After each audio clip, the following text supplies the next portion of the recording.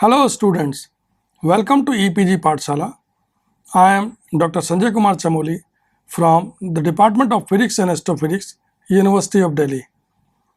Today we are going to discuss about the module Nuclear Model Part 6 from paper Nuclear and Particle Physics.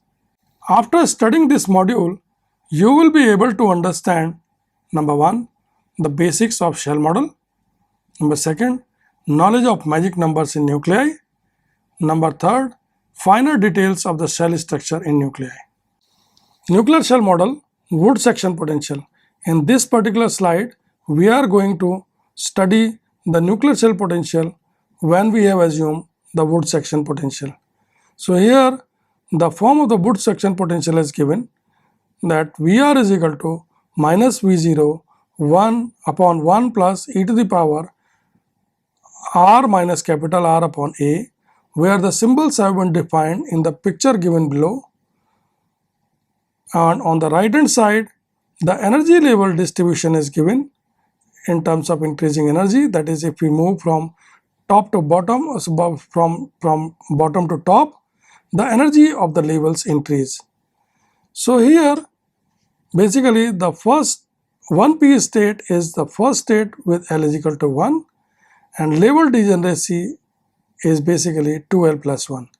So what we finally can see that even if we apply the wood section potential, even if we consider the wood section potential and solve the quantum mechanical problem for that nucleus, we can basically reproduce only the first three magic numbers, that is 2, 8 and 20, whereas the other magic numbers cannot be reproduced.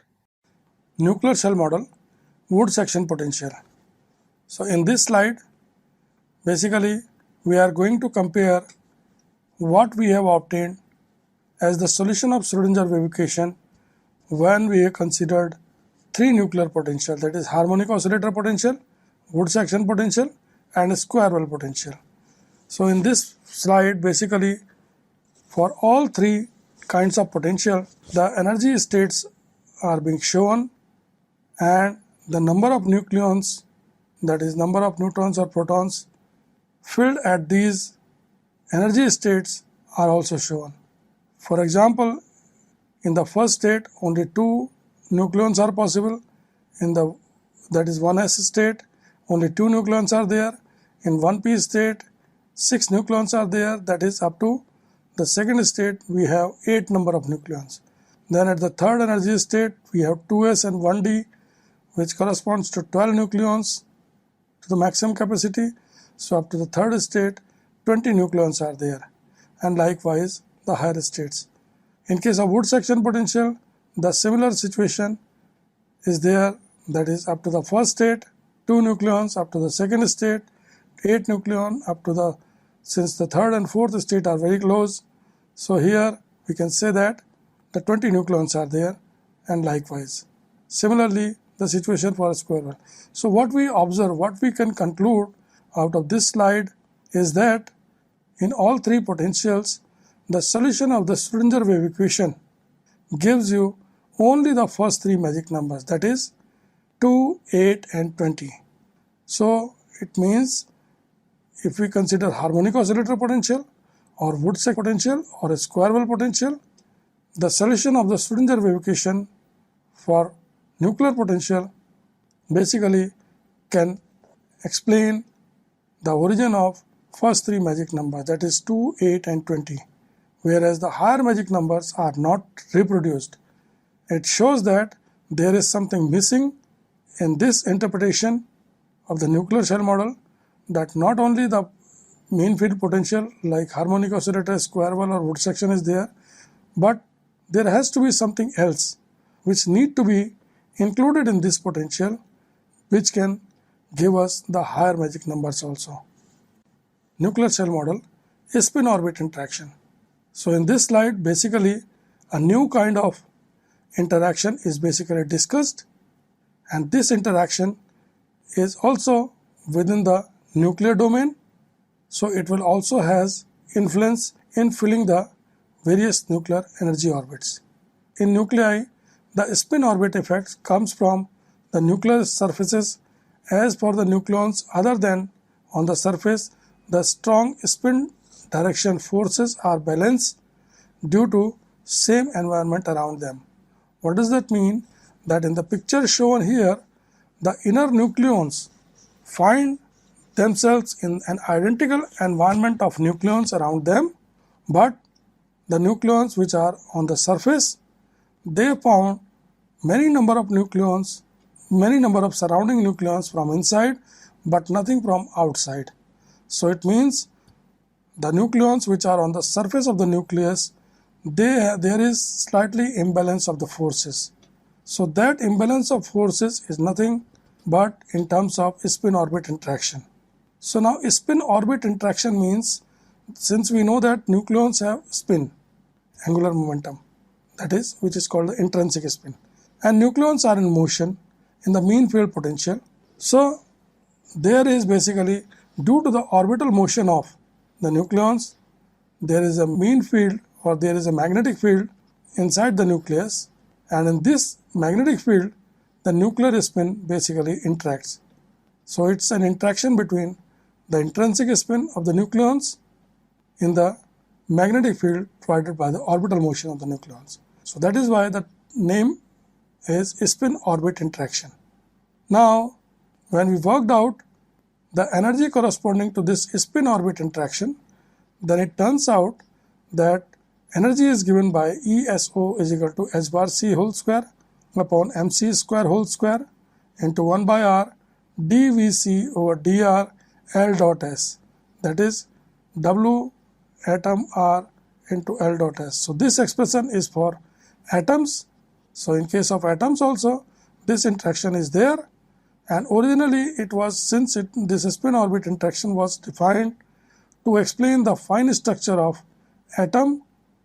So similar concept is basically adopted in case of nucleus also.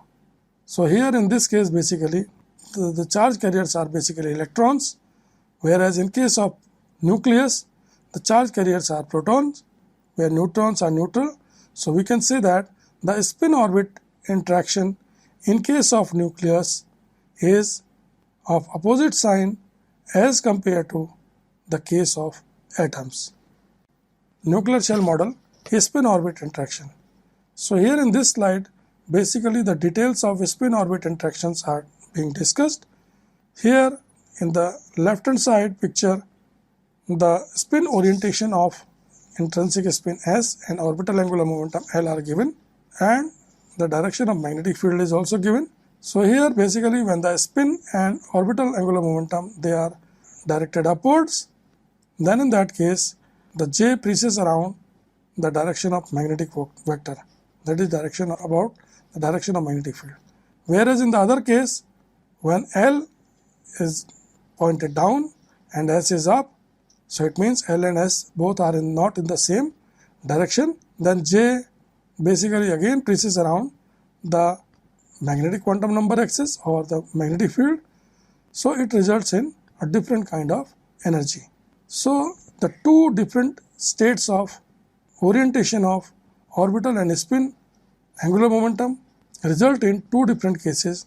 When they are parallel, when L and S are in the same direction, it is called stretch case, that is J is equal to L plus half. It is the low energy state. Whereas in the other case, when S and L are in different direction, it is called jackknife case, where J is equal to L minus half, and it is called the high energy state. So here basically if we represent them in terms of energy, then a single, in the absence of spin orbit interaction, there is only one energy state, but when we incorporate the spin orbit interaction, the single energy state is basically split into two. The lower state defines the situation when L and S are basically in the same direction, whereas the upper state defines the situation when L and S are not in the same direction. So the energy separation of the two states from the original energy is basically called the energy splitting. So it is represented by delta E. So delta E Ls is equal to EJL plus half minus EJL minus half is equal to mean value of ULS L plus half, and the figure shown is that we can find an expression for delta E LS. Nuclear shell model is spin-orbit interaction.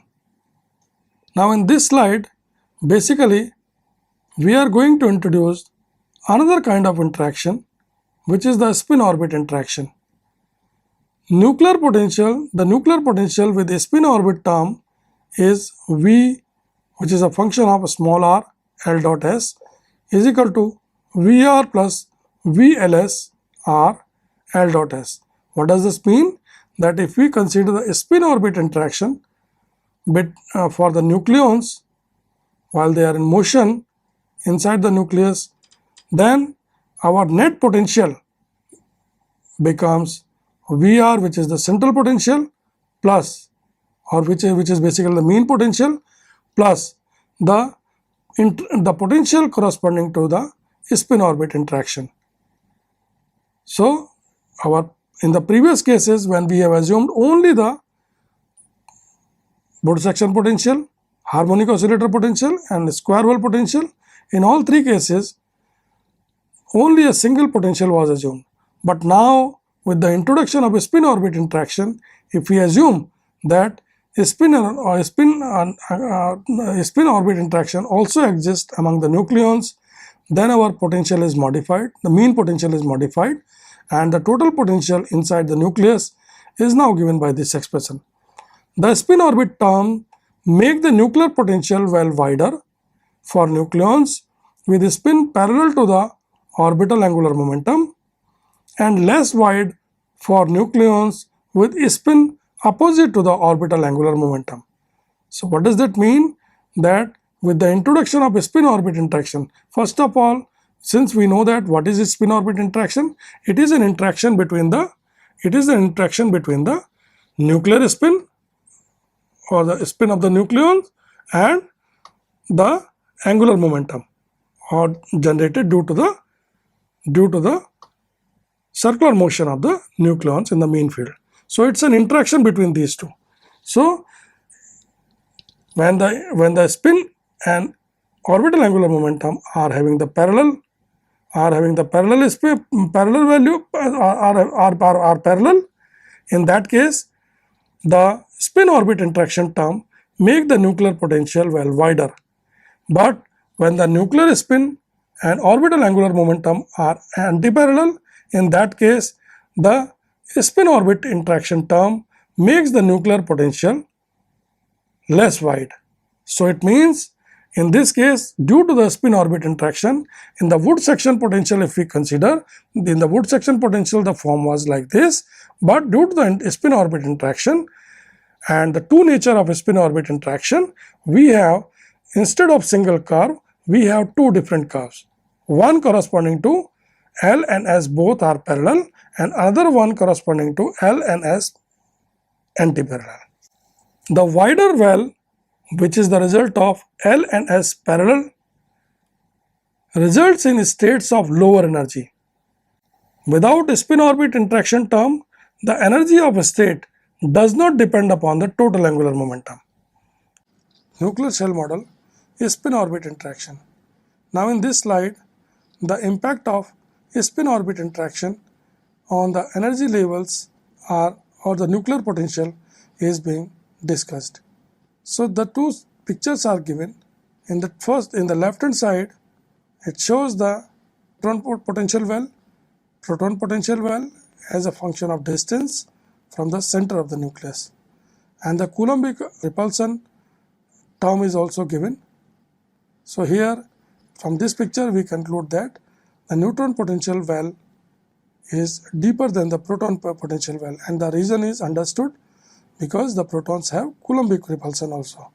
So Coulombic repulsion is basically, we can say that basically the resultant proton potential is the result of the nucleon potential minus Coulombic repulsion. So this is the normal situation in a nucleus. But when we add the spin orbit interaction term, then what happens? For example, if we see that if we take the neutron potential well, Then in the neutron potential well, with the inclusion of spin-orbit interaction for spins opposite to orbital when S and L are in different directions, we find that the potential well become thinner. That is, the width of the potential well decreases. But when the spin and orbit angular momentum are in the same direction, then it results the little bit of expansion of width of the nuclear potential. So it means, depending upon the nature of spins of intrinsic spin angular momentum and orbital angular momentum, we have two different situations. Corresponding to L minus S, we have the width of the nuclear potential smaller. Corresponding to L plus S situation, we have the width of the nuclear potential expanded as compared to when there was, compared to the case when there was no spin-orbit interaction. Nuclear shell model with spin-orbit interaction term.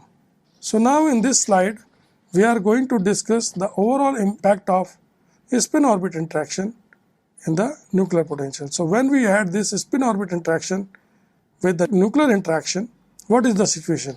We have the net potential is equal to half m omega 0 square r square, which is the harmonic oscillator potential, plus C L dot S, where L dot S is the spin-orbit interaction potential, plus dl square. So it means the nuclear potential, the resultant nuclear potential consists of three terms.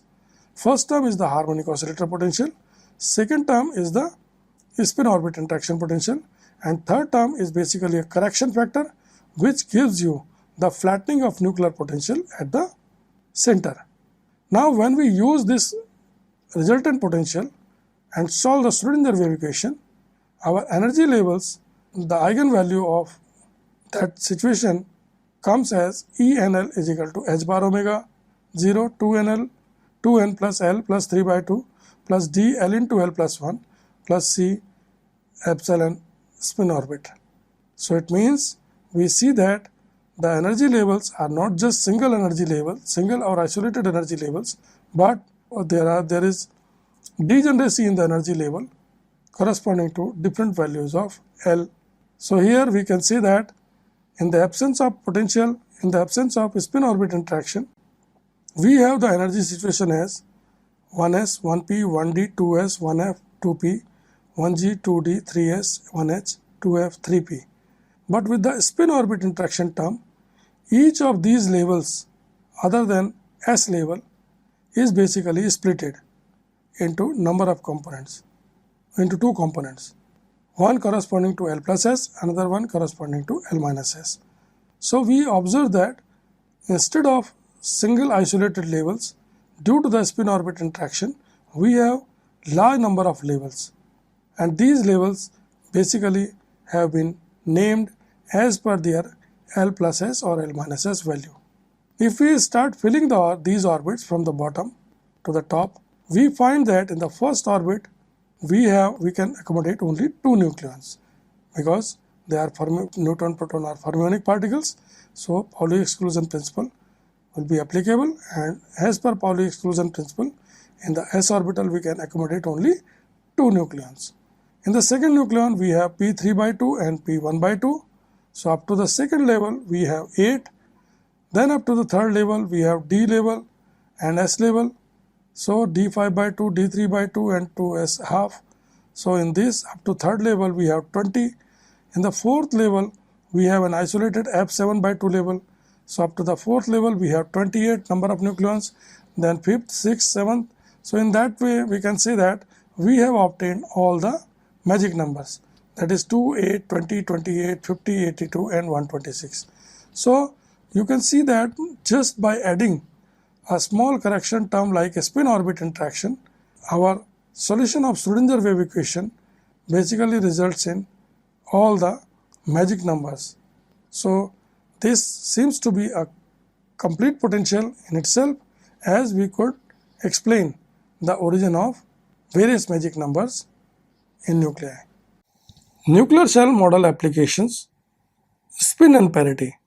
So now in this slide basically we come to the application part of nuclear shell model, that how the nuclear shell model can explain the ground state spin and parities in nuclei.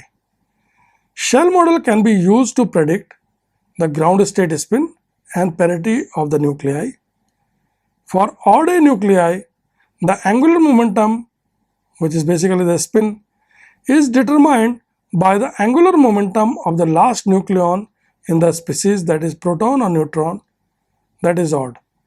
So suppose we have an odd A nucleus, then odd A nucleus can be assumed as equal to an even nucleus plus the lone particle. For example, if we talk about oxygen 17, oxygen 17 is basically an odd A nucleus.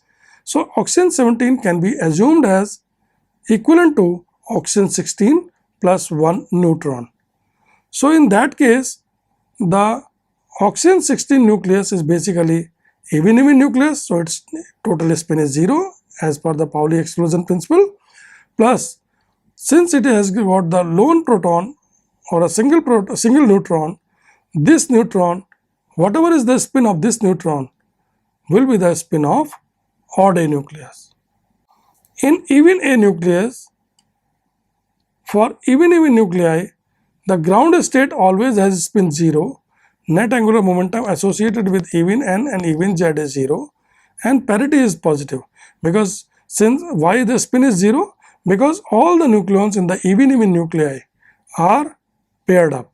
So one is spin up, one is spin down, so total spin is 0. So if we add all the spins, result is 0. So in case of even nuclei, the ground state spin is always 0. Now what about the parity? Parity is defined as minus 1 to the power L. So here basically, since the L value is also 0, so it means in net L value is also 0. So it means in this case, the parity is positive. So ground state spin and parity is 0 plus. Nuclear shell model applications, spin and parity. So up to the previous slides, we have seen that how shell model was developed and how the various magic numbers are obtained out of theoretical treatment. Now we are going to apply the shell model to explain various experimentally observed ground state properties of nuclei. So in this slide basically we are going to explain the observed spin and parity of various nuclei in their ground state. In even A nuclei, for odd nuclei, the last neutron couples to the last proton with their intrinsic spins in parallel orientation. What does that mean? It means that in even A nucleus means when there is an odd nuclei, for odd nuclei, the last neutron coupled to the last proton, their spins are parallel, so they can couple. In odd A nuclei, the total spin and parity determined by the single nucleon. It means in odd A nuclei, we can consider at even nuclei plus an odd nucleon. For even nuclei, the resultant spin is 0, whereas for the odd nucleon or the lone nucleon, total spin and parity is basically defined by that spin and parity of that nucleon. There are exceptions to this rule. Example, oxygen 17, I5 is equal to 5 by 2 plus. So there are exceptions, as we can see that in case of oxygen 17, the neutron is odd, so the spin value obtained is 5 by 2 plus. 2 closed shell for protons and neutrons plus 1 unpaired neutron. Nuclear shell model applications, spin and parity. So we continue our discussion about how the spin and parity values in various nuclei can be explained with the help of shell model. So here in this slide, basically the energy levels of oxygen 17 are being plotted for protons and neutrons. Number of protons in oxygen 17 are 8, number of neutrons in oxygen 17 are 9. So it means in this case, this is an odd nucleus where neutron number is odd. So here it means the spin and parity as per the shell model, the spin and parity of oxygen 17 should be decided by the spin and parity of the 9th neutron. that in which orbital this ninth neutron will be. So here in the picture we can see that the ninth neutron will occupy d pi by 2 state because it is lower in energy as compared to the 2s state. So it occupies the d pi by 2 state. Therefore, the spin of ground state spin of this nucleus is 5 by 2, and since d is positive, so parity is positive. So I pi is equal to 5 by 2 plus. So neutron configuration is 1s half square 1p 3 by 2 to the power 4. It means 1s half can accommodate 2, 1p 3 by 2 can accommodate 4 number of nucleons, and 1p half can accommodate 2. In case of neutron, 1s half can accommodate 2, 1p 3 by 2 can accommodate 4, 1p half can accommodate 2, and then 1d half, 1d 5 by 2 can accommodate 1. So here we can see that with the help of shell model, we can explain the spin and parity of oxygen 17. Nuclear shell model applications, spin and parity.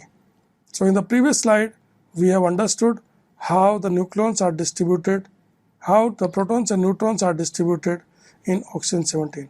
Here in this slide, we are comparing the two cases, that is the cases of 15 oxygen and 17 oxygen. In 15 oxygen, the number of neutrons are 1 less than what is satisfied for stability.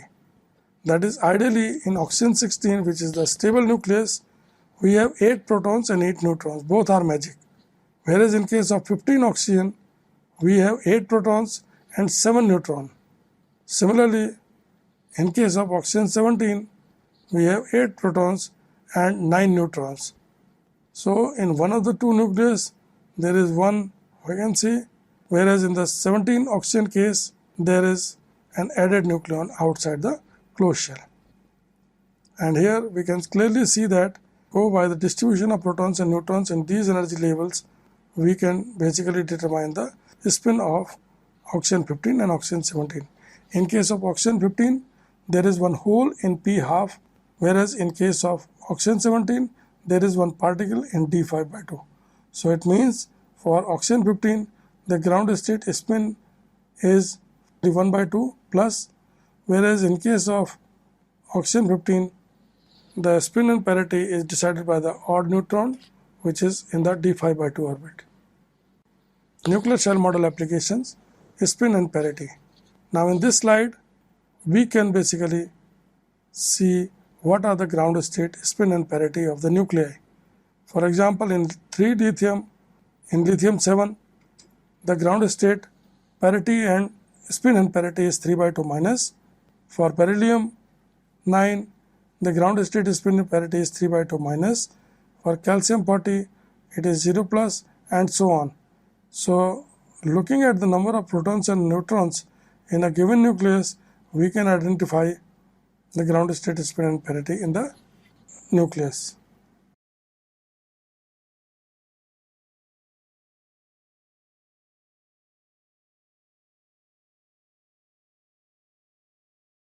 So students, let us summarize what we have learned in this module. We have discussed so many concepts, but what is the ultimate gain we have? We have learned, number 1, experimentally, Wood section potential is found as the most realistic potential.